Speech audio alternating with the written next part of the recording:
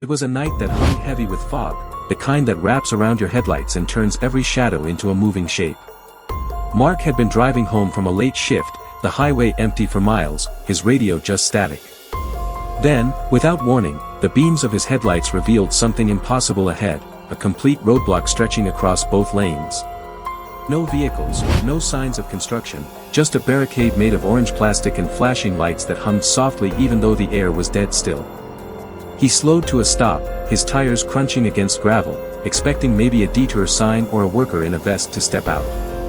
But the silence behind that wall of light was deafening. He rolled down his window, calling out, the sound of his own voice oddly small in the empty night. Nothing answered, no wind, no distant hum of cars, not even the chirp of insects. The lights of the roadblock flickered, a rhythmic pulse that almost felt like a heartbeat coming from the ground itself. Checking his phone, Mark realized he had no signal, no bars, no data, just a blank screen that reflected his uneasy face. He laughed under his breath to fight the rising tension, convincing himself it was a maintenance test. Yet when he stepped out, the chill in the air carried something else, a strange electric hum, subtle but constant. He walked closer to the barricade, noting that its surface wasn't plastic after all, it shimmered faintly, like heat waves rising off asphalt. The light it emitted wasn't from bulbs, it was an unnatural white-gold glow that seemed to pulse in time with his heartbeat. He tried touching it but stopped inches away, his skin tingling. Behind the barrier, the highway disappeared into dense darkness, a mass of black that absorbed even the beam of his flashlight. He swept the light side to side, finding no posts, no tracks, no road continuing beyond. It was as though the world simply ended there. He returned to his car and decided to turn around, but the moment he did, the rearview mirror revealed something impossible, the road behind him was gone. In its place stood the same glowing barrier, sealing him in like a maze of luminous veins across the asphalt.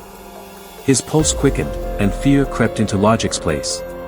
Mark slammed the gear into drive and pushed the pedal, the car roaring forward toward the original barricade. But before he could reach it, the glow intensified, and the world blinked out, just for a fraction of a second, yet enough for everything to shift. When he opened his eyes, he wasn't on the same road anymore. The fog had lifted, replaced by a sweeping emptiness stretching in all directions, flat land, cracked pavement, pitch darkness overhead. The road signs were melted, the trees bent away as if fleeing something unseen. The air smelled old, heavy, and full of static. Mark's radio came alive on its own, a woman's voice whispering through the static, "You weren't supposed to see this." His breath caught, every part of his body urging him to leave, yet his hands froze on the steering wheel. Her voice changed, stuttering like a corrupted recording before cutting out sharply. He took a shaky breath, stepping out again, eyes scanning the horizon.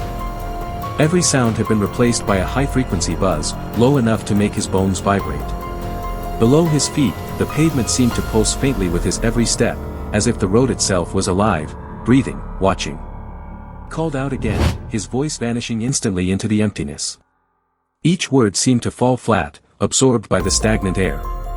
In the distance, faint headlights blinked, one pair, then another, before vanishing just as quickly, leaving only the echo of engines that might not have ever been there.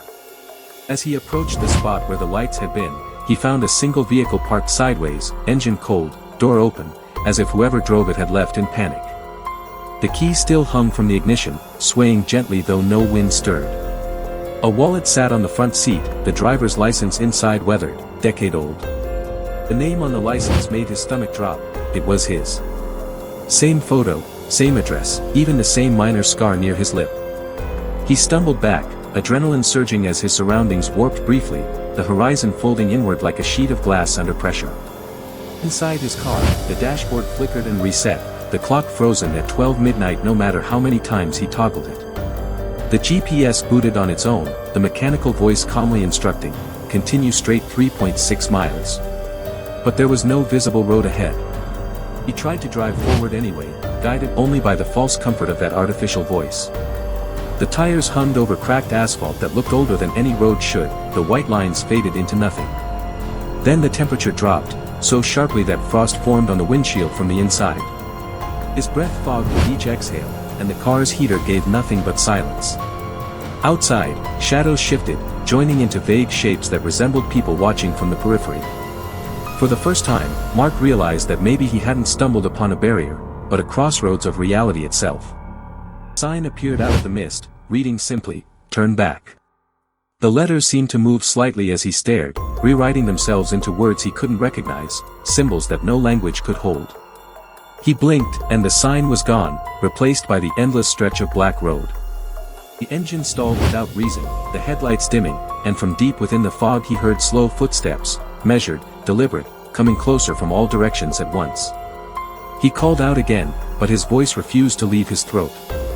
The silence answered with an unearthly echo mimicking his last breath. He reached for his phone again. This time, the lock screen showed not his background image but his face, filmed live from an angle that shouldn't exist, as though something was watching him from behind his own eyes. It blinked right when he did, and smiled when he didn't. Then, the bright barrier reappeared ahead, glowing violently as though demanding something. He screamed for help, ran toward it, and the light engulfed him, erasing sound, cold, and memory in an instant. When he opened his eyes, dawn was rising, but the roadblock was gone. Mark's car sat parked neatly by the roadside, engine off, no sign of distress. His phone had full signal again, his watch ticking normally. But written in the condensation on his windshield was a single phrase, traced by a finger from the inside, "You made it out." They didn't. He drove home in silence, convincing himself it was exhaustion, hallucination, or maybe sleep deprivation. Yet, the familiar roads looked subtly different, angles slightly off, trees taller, the sun rising slower than it should. Each mile closer to home made him less sure it was truly his. When he finally reached his street, something small shifted in his stomach, the color of the mailbox, the shape of the neighbor's porch light, even the sound of his engine idling felt foreign.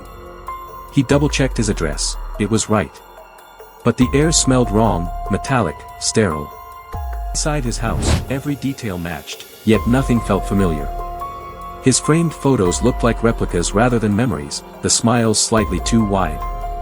His coffee machine brewed a cup just as expected, except the reflection on its chrome surface showed a version of him that didn't blink. Mark turned on the news hoping for some rational headline, maybe a report of a power outage or strange light phenomena. But instead, the anchors read names of missing local drivers, each image flashing on screen eerily resembling his own face under different lighting and haircuts. He ran outside again, breathing hard, reality stretching thin at the edges. The road in front of his house had subtly shifted direction, pointing toward the horizon where that cursed barrier would have been. He could feel it still watching, just beyond perception's edge.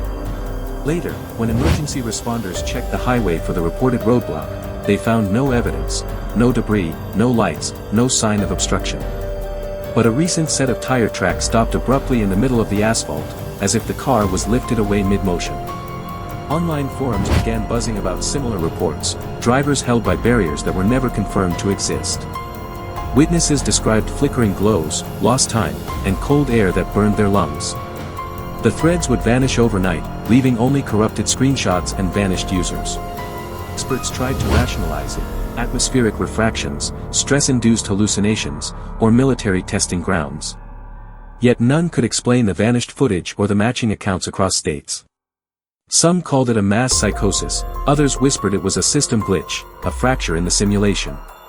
In one final act of desperation, Mark uploaded a video of his story to a private server, claiming proof existed in the car's dashcam that had recorded everything.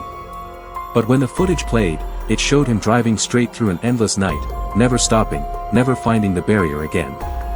Frame by frame, his reflection in the mirror seemed to change, aging rapidly, then freezing in terror at something unseen outside.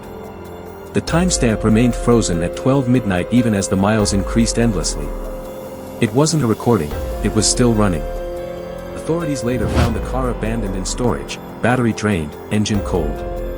Inside the rear window, faintly scratched into the fogged glass, one message could still be read: "Don't stop when they tell you to."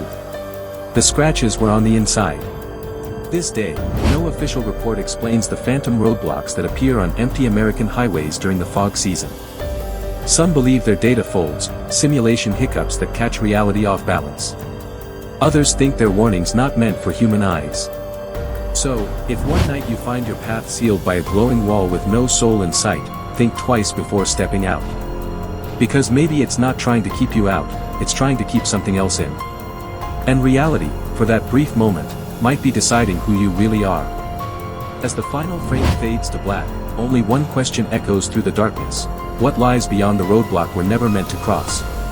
And if you do, can you be sure the world waiting on the other side is still yours?